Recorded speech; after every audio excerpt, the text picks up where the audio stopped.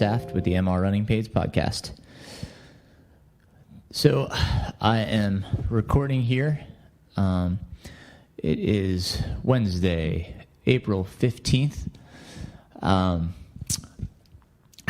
had a pretty cool experiences this week, given the circumstances.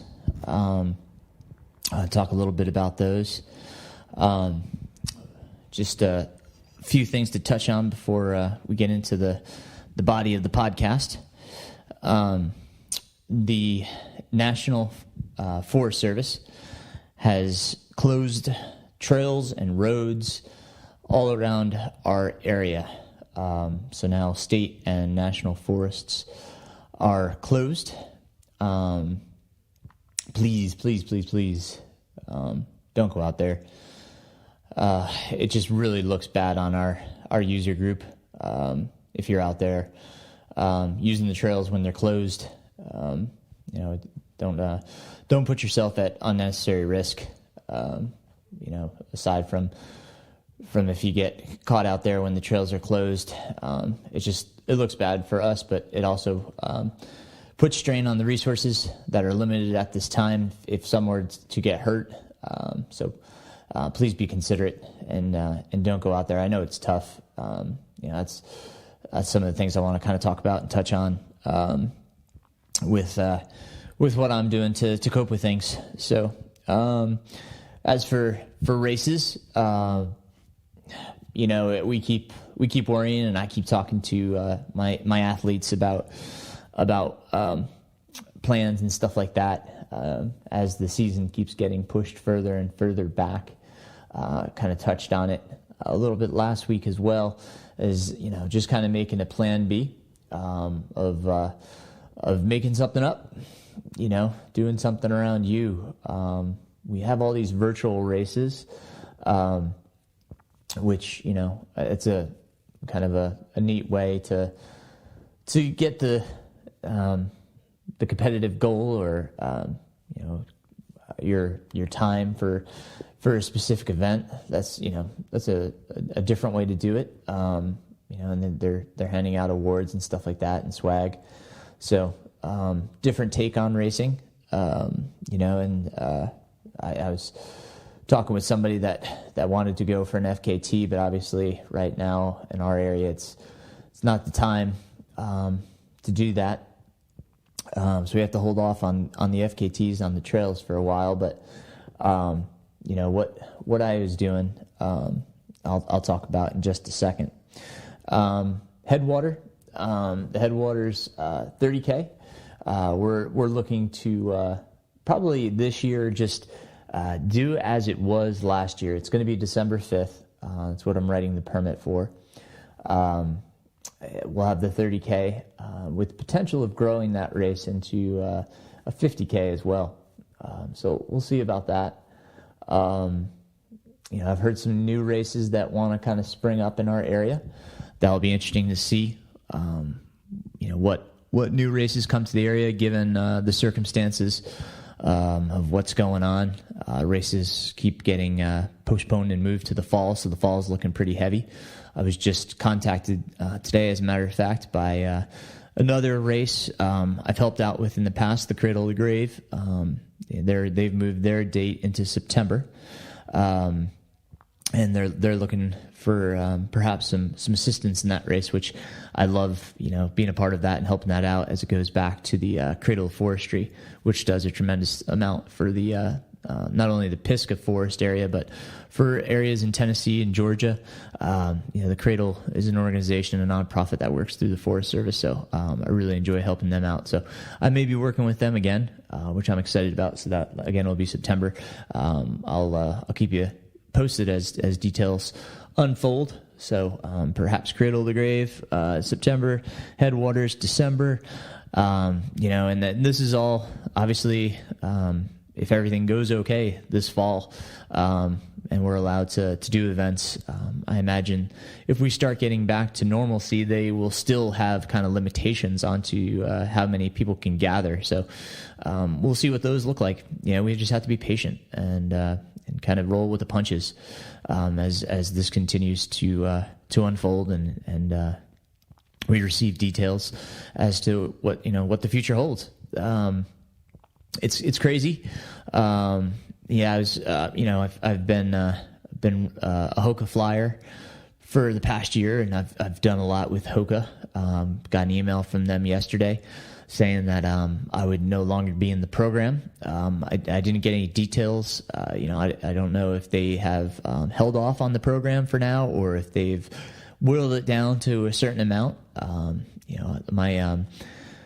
My social media presence has never been very strong. I'm not one to promote products on social media. I don't like to do hashtags and promote products like that. That's not me. It's never been me. So I like to talk about them, review products. I'll sell them all day long. But that was a bummer. But totally understand. I understand where they're coming from. But it also frees me up to get back and try other companies out and kind of see what other footwear out there is like. And it is what it is, and we keep moving forward. That's all we can do. Talking about what I'm doing with all the trails closed is, I've reached out to the farm owners in the area, and just made sure it's okay to run around the farm fields. Right now they're preparing the fields, so a lot of the perimeter of the fields are well worn from the vehicles driving around. So it gives me some nice little loops that I can get on soft surface. Don't hesitate to reach out to the farms and just see if they're cool with you running around the perimeters. You probably have to do it at a time where they're not working as heavy, because there's a lot of heavy equipment that they're using to prepare the fields. But reach out to those guys. I have friends in the area that do have trails on their properties. I've reached out to a few of them as well. That also extends my route. We had a giant storm the other night, which I would like to kind of talk about a run that I had in that storm. But the storm brought down quite a few trees on our property. We've got about 4 acres that we live on. And, I posted on Facebook the other day. It just gave me the opportunity to go out there and start creating my own trails here. I was kind of prompted by the run the day before the storm really hit. It was raining, but I kind of wanted to, I knew it was a matter of time that the trails were going to close on us. And so I kind of wanted to prepare myself. I knew eventually that the Forest Service was going to have to close the trails just because everybody was flooding them. We weren't doing what we were supposed to do. I don't blame anybody. I mean, I wanted to get out there too, but I held off because I saw how many cars were driving. I live on the road that goes to the trailhead, so I saw how many vehicles were still driving into the trailhead to hike, run, fish, and bike. It's just they were getting overwhelmed. So that's what they had to do. They're talking about closing off the Blue Ridge Parkway. But so back to my story. Sorry. Looking around the property, I was like, well, I wonder if I could get a mile out of the trails here. So Miles, he's my little mini Australian Shepherd. He and I went outside, and we were so like-minded. He was happy as can be, tongue out, just enjoying the run. It was raining, a little bit chilly, probably lower 50s, but man, we were just having a great day. This is on Easter. We were running together and just kind of running around the property, just going random places, just checking it out and kind of having fun. I was hopping over trees and sliding down hills, just kind of, being a little bit more like natural and letting things just flow. I didn't really care where I went. I didn't have any really trails per se that I could run. I just kind of started weaving through the trees and ducking and dodging, and it was great. And music was on. I like Dave Matthews came on with All Along the Watchtower. It just hit me. I just, man, I don't know. It was just one of those moments. Like they talk about flow, and I was really feeling it that day. Just enjoying the time I had out there, on my feet. I didn't care how fast I was going. I just, moving, and it felt instinctual, just basic. There was no purpose to it. Just movement, really, I guess. So that was my only purpose, was just be moving, and just enjoying it and staying in the moment. And I just found that so liberating, just to be out there. And I looked at my dog, and just, a smile came to my face, and my family could hear me singing because I would run past the house. And so they came out, my wife and my daughter, they came out. Like I said, it's raining, and my daughter was cute. She had little pigtails on and a little running hat. She had her capris and a little long sleeve running shirt. And she's 9 now.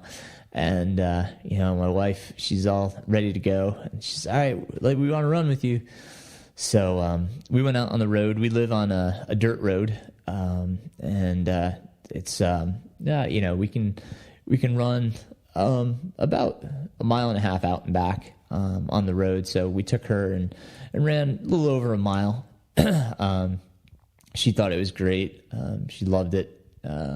She loves running with the dog too. So she had a lot of fun. And we got back, and I said, "Do you want to run around the property with me?" And she's like, "No, I think that's enough," which is great. And just having those moments, I asked my wife if she wanted to come out and run a little bit more, but she was not, foot was bogging her, so she declined. So I went back out and ran over to my neighbors. They've got a property with some fields that are mowed. They keep it mowed so that the whole neighborhood can use it if we want. Which is so awesome. So I went over there, ran a bit, I did a little loop out on the road. And we're just thinking how great it was just to be out and running. We always, especially as trail runners, we talk about how, we don't want to run on the roads, but, I'd rather be out on the roads, than not being able to run at all. There's so many beautiful places we can still run on the roads, even though, it's not as beautiful or scenic or quiet sometimes as the trails, but it can be. You just have to find the right places. Been running on the roads a lot this winter and spring, especially for what I was training for, but, the roads, we have to be mindful, obviously. It's kind of nice when we're on the trail because we can kind of just shut off our mind. We don't have to really think as much. We have to be aware of our surroundings at all times, whether we're on the trail or on the road, but more so when we're on the road because of obviously traffic. Just be cognizant. I always run on the left side of the road, just so I can see oncoming traffic. And be aware if there's cars coming. I'm always leery around blind turns. A lot of times I'll look behind me if I have a good stretch and make sure there's no car coming, then I cross over to the other side just so I can get around a blind turn and not worry about an oncoming car not seeing me. I always make sure that there's enough shoulder for me to move over if there is a car coming. And if I see a car coming off in the distance and I know there's no shoulder, but I have a space where I can just stop and wait for the car, I'll do so. I'd rather be safe than sorry. Obviously we lose every time against an auto. So, just be safe out there, be seen. I always try to wear something bright when I'm road running. I've got, my favorite short right now is, Rabbit's FKT short. Which the past few seasons they've had some really bright neon colors. I've got like a neon orange and really bright kind of bright green shirts. If you can wear bright visible colors, I like to clash. So it especially calls you out. So you're seen. You can wear a hat, a colorful hat. But the more you can call yourself out, the more it is easier to be seen. If you're running at when it's dark in the morning, Great to wear something with not only reflectivity but some kind of light. They have the red blinking lights. You can get those really cheap. I know Ace and Lowe's has those like super cheap, so you can grab those. Nathan sells some great ones. There's a company called Night Eyes, Nite IZE, I believe it's called, Night Eyes. I'll put it in the show notes. But that company has a lot of different visibility lights and such that you can get. You can always wear vests. There's a billion different vests out on the market right now, some with lights, some are just reflective. But again, the point is to be seen. If you could wear a headlamp, it kind of lets the cars know that you're there. They can see a light source at least, especially from a distance. So they know something's coming up. So they usually slow down because they can see the light. So, but it's always good to have something on your back too. And that's where, I talk about wearing something like a red flashing light or reflective vest. So just a few things for tips for being out there on the road. Other things to think about, it's warming up.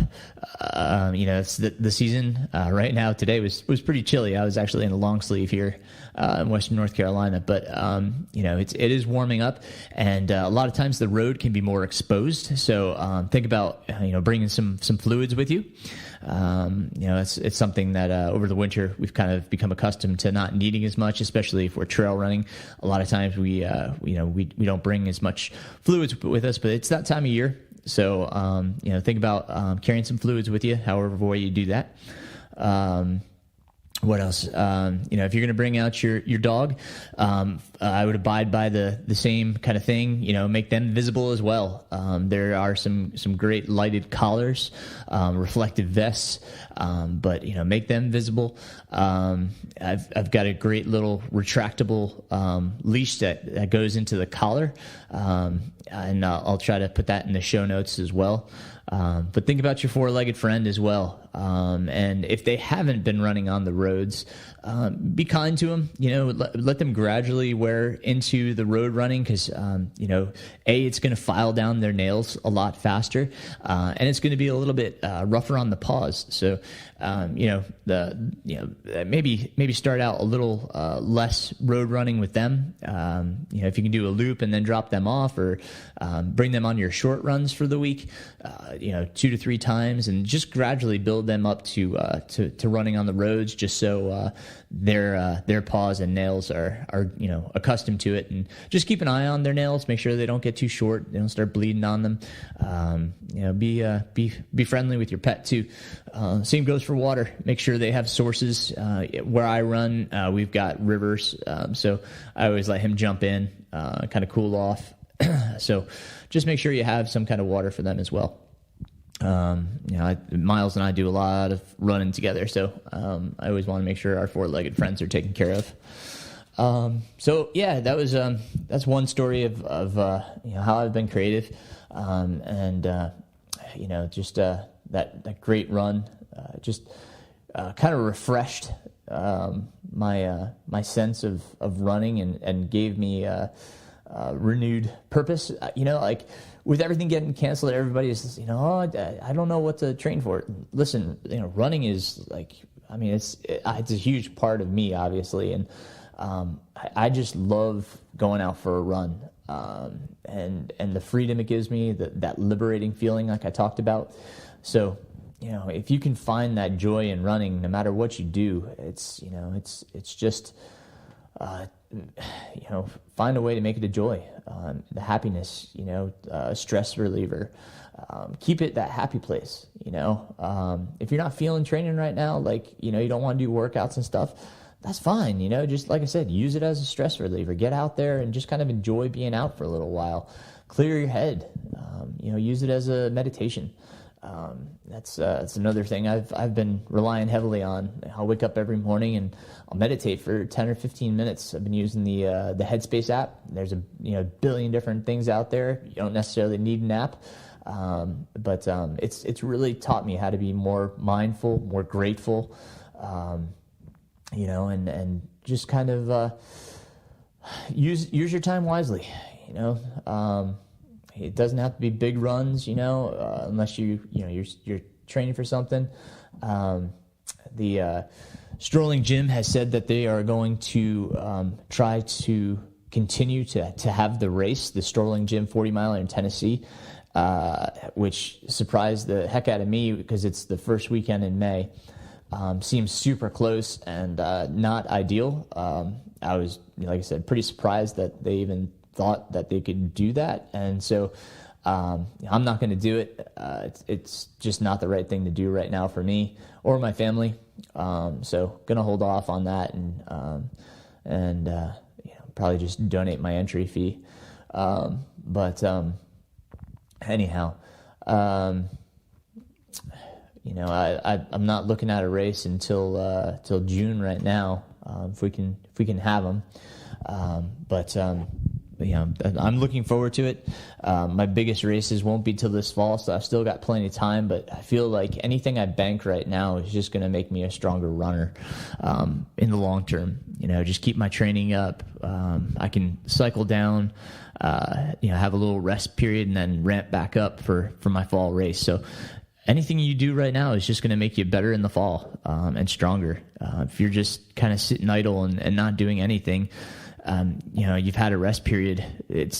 Jump back on it. Get back and do some aerobic base miles, some simple runs. Doesn't have to be long. Just get going again. 20, 30 minutes a day. I would start with if you've been off for 2 to 4 weeks or more, 20 minutes just every other day. And then, work it into 30 minutes, 2 days on and 1 day off. Just start into that rotation. And then, 30 minutes a day, and then start building your mileage and your time on your feet back up. Because it's a good time to get that aerobic base in. I think that's one aspect of training that we neglect is that aerobic base. A lot of times we just hop into training and don't have the base to support it. And we get to the end of the season and we just feel worn out. Like we're like, what? Why did that not go the way it should have? And it's because we didn't have that aerobic base. We didn't set ourselves up for the success at the end of the season because we didn't have the potential that we should have started with at the beginning of the season. So now's that time. We talked about core work. It's a good time to get back into doing core and strength, getting stronger. So, work on all that stuff. I had another run last week that I wanted to share because it was a great moment. It was another moment of just kind of peace. I was running just back on my road. And my road parallels a river, and deer like to go in and out of the river. And one deer had been just standing on the road, and as I approached, usually they run off as they see me, but this one just looked at me and he just kept watching me. I ran closer and he just kept standing there and looking at me. With deer, usually they get spooked so easily, so it surprised me. But I was just moving, and I didn't feel I didn't feel anxious. I didn't feel excited. I think he may have felt my mood. I was just at peace, and I got so close, a good maybe 10 feet. And he didn't even run away. He just kind of turned and walked away. It was a neat moment, just the kind of feeling like we both were at peace with one another. And that's what I want to feel right now. I just want to feel at peace with everything in the world. So much craziness is happening, and I mean, as I said, I've been going through a lot lately, as we all have. I haven't even talked about some of the other things that go on, but even so, I just feel at peace. I feel at ease. I'm just letting things come and deal with them as they come. Just making sure that I respect everything that's happening, everything around me, everyone around me. I respect my kids' time, and what they want to do. I respect my wife. She's still working hard. I try to make sure that I can help her in whatever way I can, or the kids. I want to be there for them. I want to be there for my friends. I constantly check in with different friends, see how they're doing, make sure nobody needs anything. It's just that time to be a part of everybody's lives and make sure that we still connect. I'm looking forward to releasing the podcast after this. I recorded with a good friend and physical therapist, Miriam Salom, and she's wonderful, and she's been a friend for a long time. So we had a good chat yesterday. It was just kind of nice to connect. We did it over a new program for video podcasting and recording. So I'll be releasing that next week. So podcasts are going to come out every Thursday at 6 a.m. Eastern Standard Time, just to make sure everybody's on the same page. I'll release her podcast after this one. So as I was talking about the storm and how it had knocked down a lot of trees. So the other day, my son and I went out and we started clearing some trails. And we got really good progress. I was really, really proud of what we did, and it made a good headway. I'm going to try to go back out today and do a little bit more. But I kind of, as I said, posted that I've been building these trails, and everybody's like, "Oh, you got to have a backyard event." And what I was kind of thinking, I had heard of this other format of races, and I'm still thinking about it, and I have to make sure that I have enough distance. But what I'd like to do is, it's called a rotten egg, and like I said, I hope to get a mile of trails out of my yard if I can.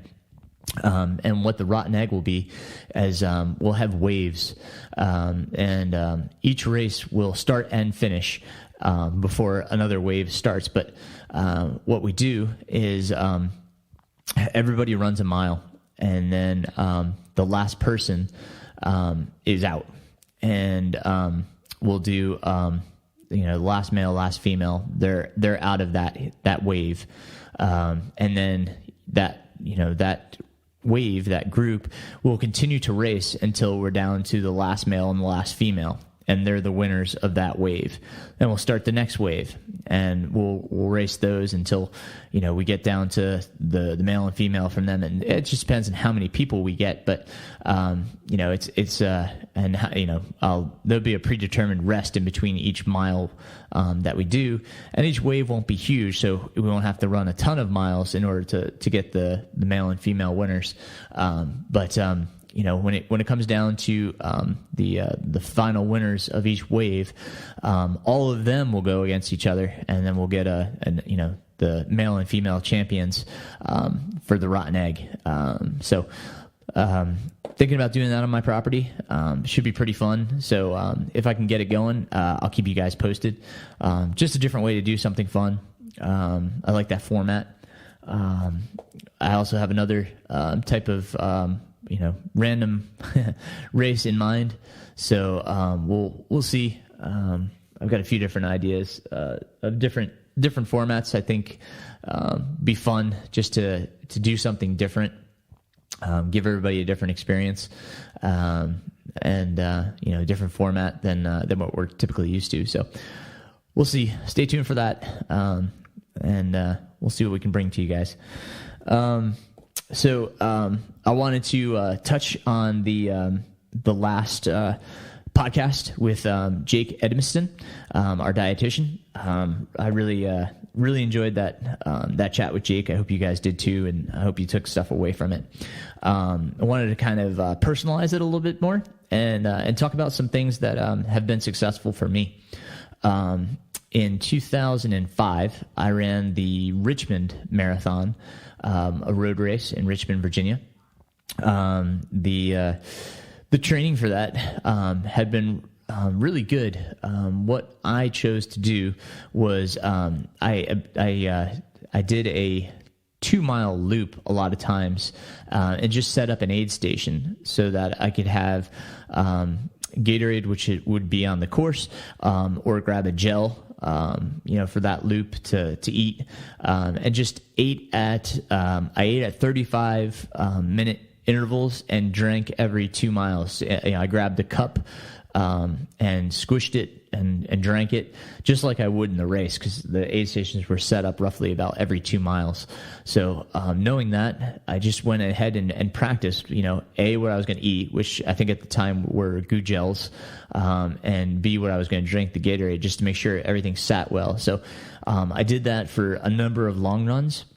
And then on my other long runs that I wasn't using that format, I would bring Gatorade and goo packets with me and practice once again drinking. Now, it wouldn't be out of cups, obviously, for the Gatorade on the runs, but I would still eat the goos and drink my Gatorade at those intervals just to make sure that it agreed with my stomach and that nothing would go wrong as I built up in time and endurance. But it was good, especially if you're training for a road race, to practice drinking out of those cups and kind of squishing it so you get kind of a funnel effect and pouring it into your mouth. Because a lot of times we get to the aid station and we try to drink and the thing just splashes all over your face. And if you've never got Gatorade in your eyes, consider yourself lucky. That stuff stings. Oh my goodness. So good to practice your drinking. And then race day came, and I mean, it was just dialed, I went on and I was eating my gels every 35 minutes, drinking my Gatorade, every 2 miles. If there's times, and Richmond wasn't one of them, that it's too sugary. You can switch to water. I've had races where I had to switch over to water rather than drink more Gatorade. And so, keep in mind, this was back in 2005. Now we have a lot more options, and I'll kind of talk about some of what I've done in other races. But that short loop, just kind of practicing, fluid intake and gel intake on my regular intervals, that came out to work so well on race day. So just an idea for y'all. Richmond ended up being my road PR, around 2:27:36, I believe. I got 5th place overall. I was first American, so I was pretty stoked about that. So Richmond was a great race. Another great race day was in 2007, the DuPont Trail Marathon in DuPont State Forest. That was the USATF National Trail Marathon Championships. And, once again, I trained at DuPont a ton. I lived in the area, or I live in the area. So, I would go over there and do a lot of my training. I do a lot of my workouts. I familiarize myself with the course, where the aid stations would be, and just kind of set myself up so that I knew, where I'd be drinking, how much I'd be drinking. And then, I still set myself up on the same, gel schedule. Every 35 minutes I took a gel. Still did goo on that race. I have no affiliation with goo. That's just what I used. And so, practiced a lot there. And again, in all of my long runs, I practiced that 35-minute interval with my gels and just getting my gut ready, to absorb those calories every 35 minutes. You have to train your gut for that, as Jake kind of talked about. And so, that was a great experience again. I ended up winning in 2:30, 2:30:56 or something like that. For a trail marathon, I was stoked. It was another great run, and I attribute it to A, practicing on the course, and B, practicing my nutrition, because it was just dialed. I never felt a lull. Same in the Richmond Marathon. I never had a lull. Just constant. I felt steady. I had a constant energy stream. But a lot of times, a lot of us are running a lot longer. And let me touch on some of that stuff. Let's start with 2016. 2016 was a huge racing year for me. I did the Beast Series, as I've talked about many times. I think 2016 was I did a it was a, let's see, I think it was a 8K maybe. Yeah, I think it was an 8K to start out.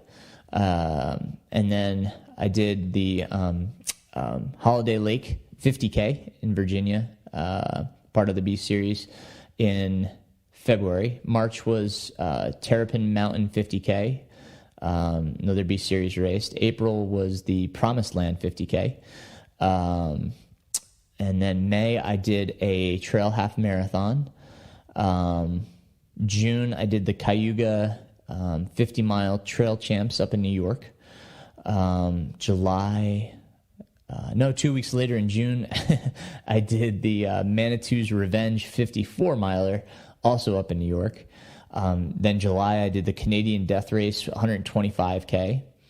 And then I took a little break and came back in October with the Grindstone 100-miler. That was my first 100-miler.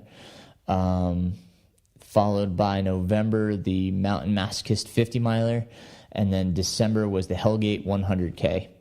So huge year for me. Also learned that I had a wheat allergy. And so that had to change my nutrition plan around a lot. And there was a lot that I did that year that varied greatly from race to race. I had a different nutritional plan for each of them just because of, whether the race was going to take me longer or whether the weather was going to be a factor, such as heat, needing more electrolytes, or if I was going to be on my feet a longer time and need more calories or a variation of calories. So I really had to be careful that year, not only with my in-race, strategy. Obviously I was still trying to be competitive in each of these events. I was trying to win the B Series, which obviously I've talked about in the past. I won the B Series, but it was recovering in between. I had to really dial my nutrition to make sure that I was feeding my body enough calories to recover between these efforts. Because these were really hard efforts. I was really running hard to try to stay competitive and stay in the lead of the series. So. I can remember the Canadian Death Race, for example. We went up there, and I was taking Humagels, and I was drinking Tailwind, and I was having my family made some gluten-free PB&Js for me that I could have, at about every 4-hour intervals, and then. I had a few Snicker bars that I could munch on. Those were kind of my look forward to treats. But for the most part, I was really just subsisting off of Tailwind. For whatever reason that day, all I really needed was the Tailwind. We just kept changing out. I had a 2-liter bladder that we just changed out every time I saw my family at the crew accessible aid stations. I just switched my bladder out and just kept drinking off that. I'd grab a few Humas, but I wasn't really on an interval schedule with the Humas. For whatever reason that day, the Tailwind just seemed to be working really well. And that's really what I subsisted off of. I had a few PBJs as well, and I probably had like 2 or 3 Snickers, but for the most part, my nutrition was just the Tailwind. So different races work different ways. Obviously, that doesn't work for all races. So when I got to Grindstone, I still did Tailwind, but definitely worked a lot more with. We had chicken and rice soup. I was drinking a lot of that. We were grabbing a lot of aid station foods. It was my first 100-miler, so I really didn't know what to expect. But I was definitely eating a lot more solid foods and just kind of supplementing with a few gels here and there, and drinking a lot of Tailwind still.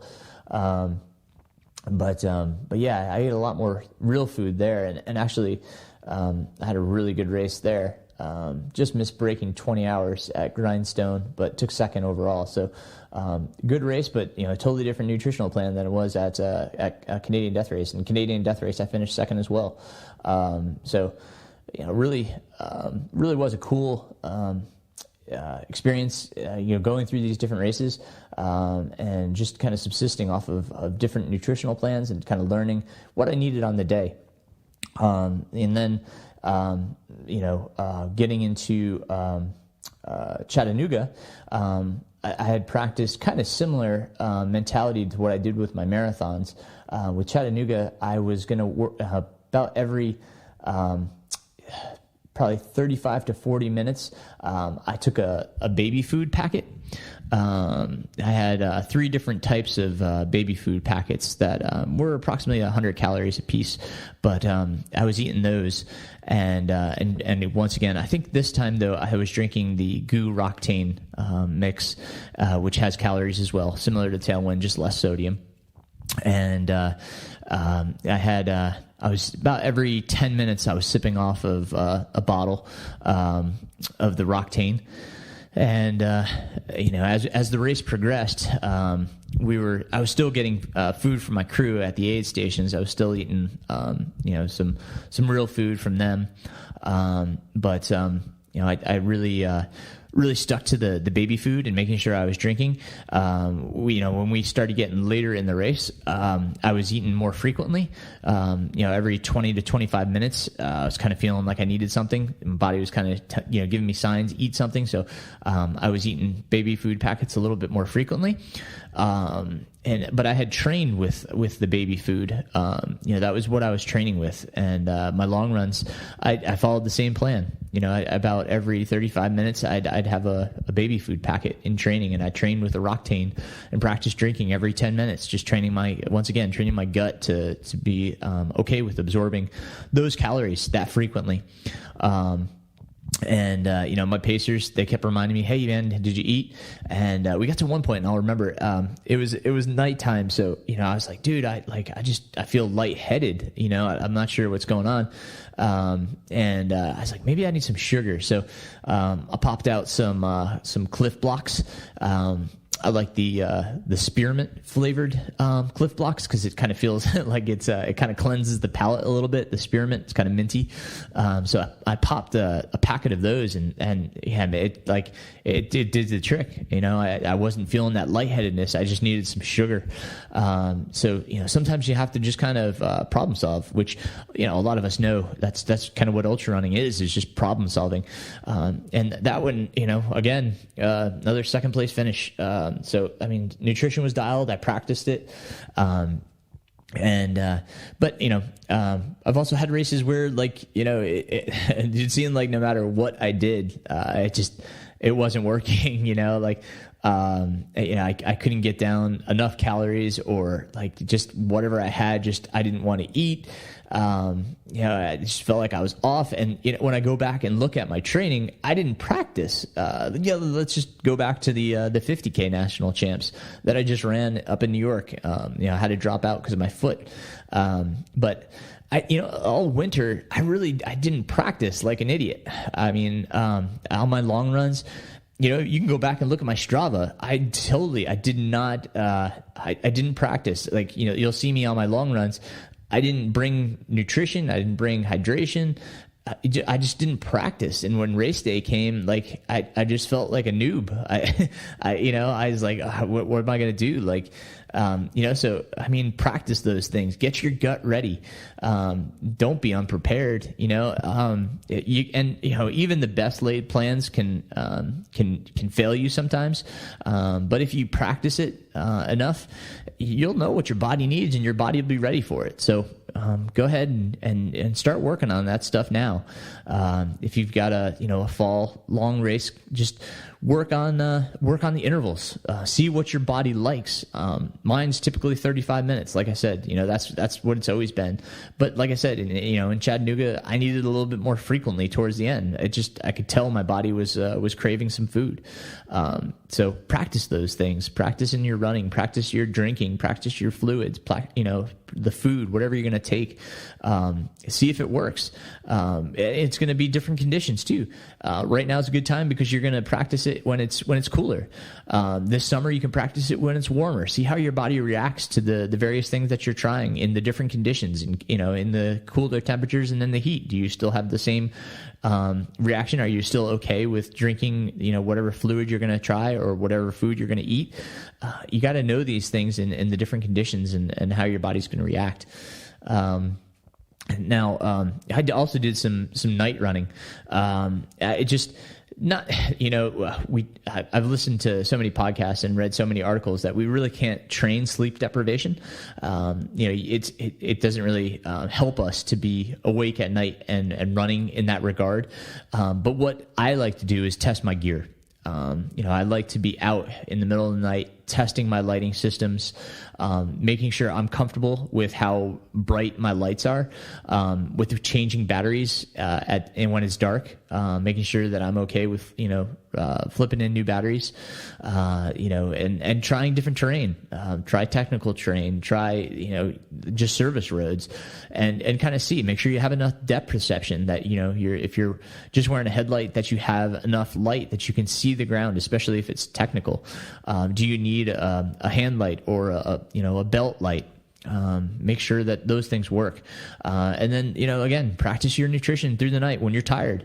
You may have to set alarms for yourself to remind yourself, set a timer to go off at whatever interval you're going to practice eating. With me, 35 minutes. But we tend to lose that, we tend to lose that consciousness in the nighttime, of time itself.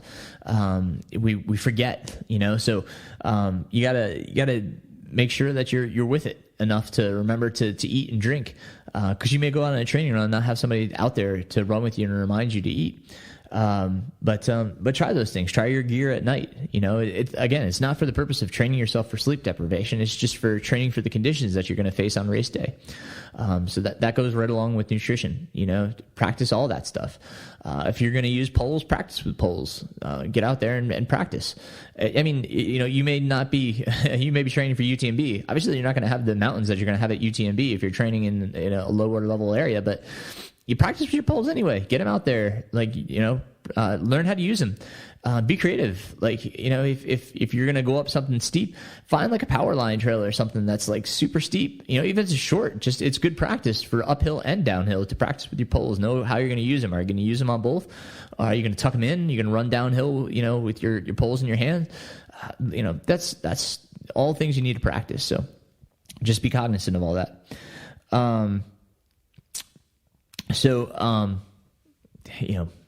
In closing, I really enjoyed my conversation with Jake, and one thing I really want to emphasize, and what I have emphasized, is that I want you guys to practice training with your nutrition, practice training with your hydration, train that gut, get it ready for your race day. Okay. Know what you're going to do on race day, and have fallbacks, if this isn't working, what am I going to go to? Have those, and other things I would say is, have different flavors. Don't rely on one flavor. As I said with baby food, I had 3 different flavors.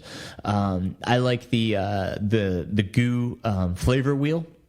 They have sweet, savory, salty.